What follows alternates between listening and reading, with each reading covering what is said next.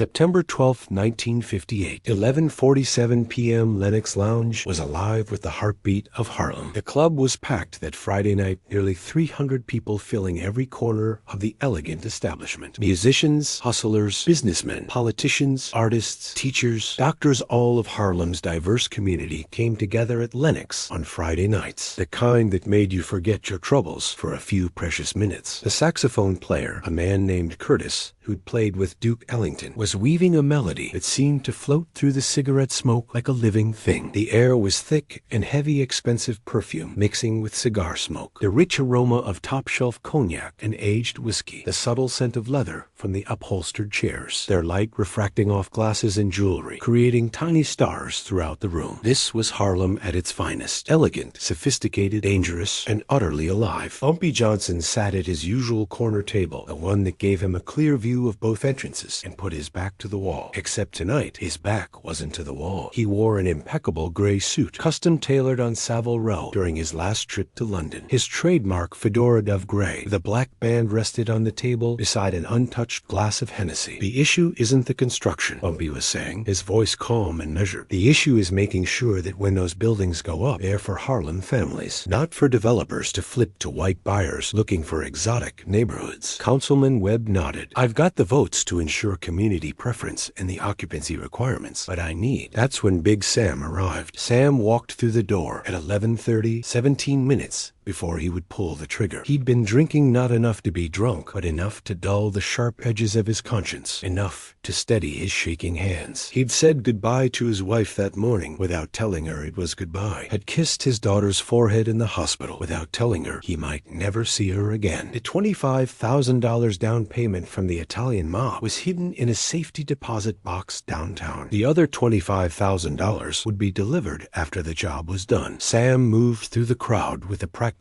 ease of a man who belonged there. He ordered a whiskey at the bar Old Forester, his usual, and positioned himself where he could watch Bumpy. The bartender, Louis, gave him a nod. Evening, Sam. Boss is meeting with the councilman. Yeah, Sam managed to say, his voice sounding strange to his own ears. Big stuff. He looked at Bumpy's back. So vulnerable, so exposed. Bumpy Johnson, the man who never made mistakes, who never left himself open, who survived decades in the most dangerous game in New York. Sam's hand drifted to his jacket pocket, feeling the reassuring weight of the .38 Special, the gun he'd carried for 5 years, the gun that had saved Bumpy's life twice. At 11:45, Sam ordered another whiskey, his second. The bartender poured it without comment. Sam could see himself in the mirror behind the bar, a big man with scared eyes. He thought about his daughter, about Kesha's labored breathing, about the way she'd smiled at him yesterday, even through the pain, and said, I'm going to get better, Daddy. I'm going to get strong again. $50,000 could make that true. $50,000 could save her life. At 11:47, Sam made his move. He set down his glass and walked across the floor. The jazz quartet was playing something smooth, something beautiful. Curtis was in the middle of a solo that would normally have made Sam stop and listen. But tonight, Sam heard nothing except the pounding of his own heart. Nobody looked twice at him. Sam was always near Bumpy. He was the bodyguard. His presence was normal, expected, unremarkable. He was part of the furniture, part of the background of Bumpy's life. 6 feet away from Bumpy's chair, Sam's hand slid inside his jacket. 4 feet, his fingers wrapped around the grip of the .38 Special. 2 feet, he drew the weapon in one smooth motion, the movement hidden by his body from most of the room's view. The bartender saw it first. Louis's eyes went wide with sudden, terrible understanding. His mouth opened to shout a warning. Sam aimed the .38 Special at the back of Bumpy Johnson's head. His hand was shaking. Sweat ran down his back. Every instinct screamed at him to stop, to put the gun away, to walk out and face whatever consequences came. But he thought of Kesha, thought of $50,000, thought of a new life where his daughter could breathe. Sam pulled the trigger. Click. The sound of the firing pin striking nothing echoed through the suddenly silent room like a gunshot that never was. It was a hollow, empty, mechanical sound, a sound of failure, of betrayal revealed, of plans gone catastrophically wrong. The jazz quartet stopped mid-note. Curtis's saxophone went silent with a squeak. The drummer's sticks froze above the snare. Conversations died mid-sentence. throughout the room. The sound of 300 people suddenly falling silent was like a physical force, like all the air had been sucked out of the club at once. 300 people turned to look at Big Sam standing there, his arm extended, a useless gun in his shaking hand, and Bumpy Johnson sitting calmly in his chair, not even flinching, not even turning around. For 3 heartbeats, 3 impossibly long heartbeats, the world stood perfectly still. Time itself seemed to have stopped, waiting to see what would happen next. Then Bumpy reached for his glass of cognac. His movements were slow, deliberate, unhurried. He lifted the crystal glass to his lips and took a slow sip, savoring the expensive liquor as if he had all the time in the world, as if there wasn't a man standing behind him with a gun, as if this were just another ordinary Friday night at Lennox Lounge. He set the glass down gently. The crystal made a soft clink against the wooden table. It somehow carried through the entire silent room. Then he turned around in his chair with the unhurried grace of a man who knew exactly what was happening, who had known all along, who had orchestrated every moment of this scene. He looked at Sam, just looked at him, and in that look was something far more terrifying than anger or rage or the promise of violence. It was disappointment. Bumpy's lips moved, and 5 words came out that would echo through Harlem's history for decades. "I've been counting on you." The words were quiet, almost gentle, but they hit Sam harder than any bullet ever could, because in that moment, that terrible, crystalline moment of understanding, Sam realized the full scope of what had just happened. Bumpy had known. He'd known everything. The approach from Tony Maroney, the $50,000 offer, the plan, the timing, the location, all of it. And instead of killing Sam, instead of making him disappear into the East River, like he easily could have with a single phone call, Bumpy had done something far more devastating. He'd let Sam walk into this room, had let him draw his weapon, had let him aim at Bumpy's head, had let him pull the trigger in front of 300 witnesses, 300 people who would now know. Bumpy had turned Sam's betrayal into a public spectacle, a lesson, a message that would resonate far beyond this single moment. Sam's gun clattered to the floor, the sound of metal hitting wood shocking in the silence. His legs gave out. "I'm sorry," Sam choked out, his voice breaking. "God, Bumpy, I'm sorry. My daughter, she's dying." I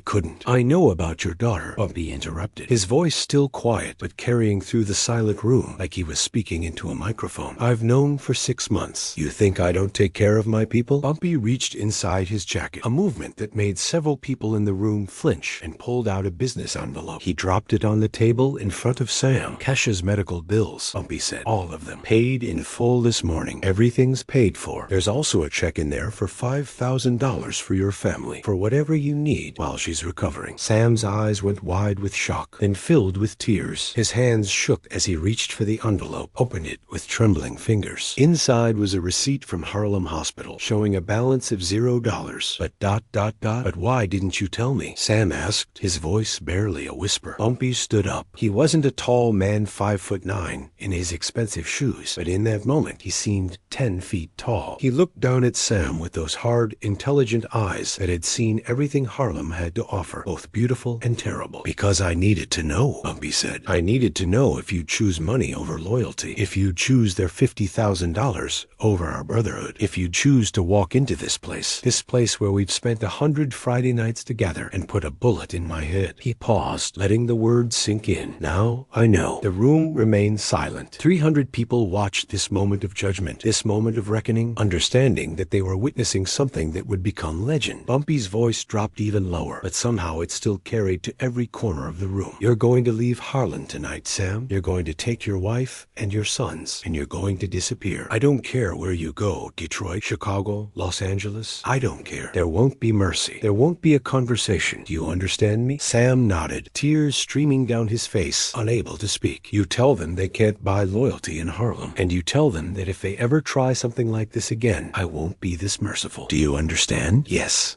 Sam managed to whisper. "I understand." "Then get out of my sight." Sam stood on shaking legs, picked up his useless gun from the floor, and walked toward the door. He would leave New York that night, taking his family with him. He would never return to Harlem. The last anyone heard, Sam Foster was working construction in Detroit, a quiet man who never talked about his past, who drank too much and carried a sadness that never quite left his eyes. Healthy life, never knowing the price her father had almost paid to save her. After Sam left, Bumpy turned to face the room. 300 people stared at him in absolute silence, barely breathing, waiting to see what would happen next. They had just witnessed something impossible. They'd watched a man try to assassinate Bumpy Johnson at point-blank range. Bumpy let the silence stretch for a long moment. "Let me make something absolutely clear," he said. "The Italians think they can buy us. They think they can divide us. They think because we're poor, because we're black, because the system doesn't respect us, that we don't matter. They think they can walk into Harlem and take what's ours because we're too weak to stop them." He picked up his glass of cognac, held it up so the amber liquid caught the light. "They're wrong. Harlem isn't for sale. It never was. It never will be. And anyone who thinks they can change that, anyone who thinks they can walk into my neighborhood and buy my people, corrupt my family, turn brother against brother, they're going to learn what Big Sam just learned." Bumpy's voice rose slightly, filling the room. "We're not the ones who need protection. They are. We're not the ones who should be afraid. They are. Because I will always know. I will always be 3 steps ahead, and I will always protect this community, no matter what it costs, no matter who comes against us." He raised his glass higher, to Harlem, and to loyalty that can't be bought. There was a moment of stunned silence. Then Councilman Marcus Webb stood up and raised his glass. "To Harlem." Councilman Thomas Richardson stood. "To Harlem." Then everyone in the room was standing, raising their glasses, their voices joining together in a chorus that shook the walls of Lennox Lounge. "To Harlem." Bumpy drank, then set his glass down. He nodded to Curtis and the jazz quartet. "Gentlemen, I believe you are in the middle of something beautiful. Please continue." Curtis lifted his saxophone with shaking hands and started playing again. The drummer came back in, the piano, the bass. Within moments, the jazz was flowing again, smooth and sultry, as if nothing had happened. Conversations resumed. People turned back to their tables, their drinks, their Friday night revelries. Except it wasn't a dream. It was real, and everyone in that room would remember it for the rest of their lives. Bumpy sat back down with the 2 councilmen. "Now, Marcus, you were saying something about the occupancy requirements?" And just like that, they were back to discussing housing development, as if Bumpy Johnson hadn't just survived an assassination attempt and turned it into a demonstration of power that would change the landscape of organized crime in New York forever. The ripple effect, word of what happened at Lennox Lounge, spread through New York's underworld like wildfire through dry grass. By sunrise on September 13th, every mobster from Boston to Baltimore had heard some version of the story. By noon, it had reached Chicago and Detroit. By evening, even the West Coast families knew that something extraordinary had happened in Harlem. The details varied depending on who was telling the story, but the core facts remained consistent. Bumpy Johnson had known about the hit for 3 weeks. He'd let it play out, and he'd done it all without spilling a single drop of blood. It was the most brilliant, audacious, and psychologically devastating countermove that anyone in organized crime had ever seen. Tony, the collector Morone, was found dead in the trunk of his own Cadillac on September 14th, parked in a lot in Bensonhurst. The message was clear. This is what happens when you fail the 5 families. The 5 families called an emergency meeting on September 15th at the same restaurant where they discussed the Bumpy Johnson problem 2 months earlier. But the mood was very different now. Frank Costello sat at the head of the table, his face carved from stone, his eyes cold with fury. How did he know? He demanded. How did Johnson know about the approach to his bodyguard? How did he know the timing? How did he know enough to swap the goddamn gun? Nobody had an answer. The silence around the table was heavy with failure and fear. "He has eyes everywhere," Joseph Bonanno said finally. "That's what we keep underestimating. Johnson isn't just a gangster running a numbers racket. He's built an intelligence network throughout Harlem that rivals anything the FBI has. Every bartender, every cab driver, every person we think is invisible, they're his people. They report to him, and we never saw it because we didn't think those people mattered. So what do we do?" someone asked. "We can't just let this stand. We look weak. Every independent operator in New York will think they can stand against us." Carlo Gambino, who had been silent until now, lit a fresh cigar and spoke quietly. "We can't beat this man." Everyone turned to look at him. "We've tried everything," Gambino continued, his voice calm and analytical. "We sent enforcers. They came back in ambulances or didn't come back at all. We offered partnerships. He told us to go to hell. We tried to corrupt his people. He knew about it before we even made the approach. We tried to bribe politicians. He had better connections. We tried to assassinate him. He turned it into a public demonstration of his power." He paused, letting that sink in. "Every time we move against Johnson, he's already seen it coming. He's always 3 moves ahead. He's playing chess while we're still learning checkers. And the more we push, the more it costs us money, men, reputation. So we just give up? Costello demanded. We let him keep Harlem? We let a black gangster tell the 5 families to go to hell? We're not giving up, Gambino said. We're being smart. Harlem represents maybe 5-6 million a year in numbers racket revenue. Maybe another 2 or 3 million in other operations. That's good money, but it's not worth what we're losing trying to take it. He leaned forward. We control Brooklyn, Queens, the Bronx, Staten Island, Manhattan below 96th Street. Parts of New Jersey were making hundreds of millions a year from operations that Johnson doesn't even touch. So what are you suggesting? Costello asked, though his tone suggested he already knew. We leave Harlem alone, Gambino said flatly. We focus on Brooklyn, Queens, the Bronx, where we're strong. But right now, trying to take Harlem from Bumpy Johnson is just burning money and getting our people killed or humiliated. There was a long silence around the table. Finally, Costello nodded slowly. I hate it, but you're right. We're done with Harlem. Spread the word. Nobody moves against Johnson. Nobody approaches his people. Nobody does anything in Harlem without going through Johnson first. It was the first time in the history of the 5 families that they had backed down from a territorial dispute without a major war forcing their hand. They had surrendered not because they lost a battle, but because they recognized they were fighting an unwinnable war against an opponent who outhought them at every turn. Bumpy Johnson had won without firing a shot. The legend grows. The story of Big Sam's betrayal became legend in Harlem. Intelligence and the true nature of power. Did you hear what Bumpy did? People would say in barbershops and beauty salons, on street corners, and in church basements. Man knew about the hit for 3 weeks. 3 weeks, and he just let it play out. Swapped the gun. Let the traitor pull the trigger in front of everybody. That's not just smart. That's genius. The story evolved and grew, as legends do. Some versions had Bumpy giving a longer speech. Some had Sam crying more dramatically. Some added details about mysterious men in dark suits, watching from the shadows. But the core remained the same. Bumpy Johnson had turned a moment of maximum vulnerability into a demonstration of absolute power. Young men in Harlem started studying Bumpy's methods, trying to understand how he thought, how he planned, how he stayed 3 moves ahead. Politicians sought his counsel. Business owners asked his advice. Community leaders requested his help in solving problems. Bumpy Johnson had become the unofficial mayor of Harlem, the man who kept the neighborhood running when the official authorities failed. The Italian mob families kept their word. They stayed out of Harlem. Oh, they tested the boundaries occasionally. A small operation here, a minor incursion there. But whenever they pushed too far, Bumpy pushed back and they retreated. The understanding held. Despite urban decay starting to creep into other neighborhoods, despite everything the changing world threw at it, Bumpy paid for kids to go to college. He funded local businesses. He kept the drug dealers under control before heroin truly devastated black communities in the 1970s. Bumpy maintained strict rules about what could and couldn't be sold in his territory. He walked the streets of Harlem like a king, but a king who knew every one of his subjects by name, who stopped to ask about sick relatives and struggling businesses, who showed up at funerals and weddings, who made people feel seen and protected. The final night, July 7th, 1968, Bumpy Johnson walked into Lennox Lounge for the last time. It was a Wednesday night, not his usual Friday, but Bumpy had been feeling nostalgic. He'd been having chest pains for a few weeks, nothing serious. He told himself, just age catching up, and he'd wanted to visit some old places, see some old faces. He sat at his usual corner table with Illinois Gordon, who'd been with him since the 1940s. They ordered cognac Hennessy, always Hennessy, and talked about the old days. You remember that night with Big Sam? Illinois asked, a slight smile on his weathered face. How could I forget? Bumpy replied. That was the night everything changed. You took one hell of a risk. The best moves always are risky, Bumpy said. But it wasn't really a risk. I knew Victor's work was perfect. I knew Sam would hesitate just long enough. I knew the families would get the message. It was all calculated. You always were 3 moves ahead, Illinois said, raising his glass. To Harlem. To Harlem, Bumpy echoed, raising his own glass. They drank. Then Bumpy set down his glass, and a strange expression crossed his face. His hand went to his chest. Bump, Illinois said, suddenly alarmed. You okay? I done single quotes T. ...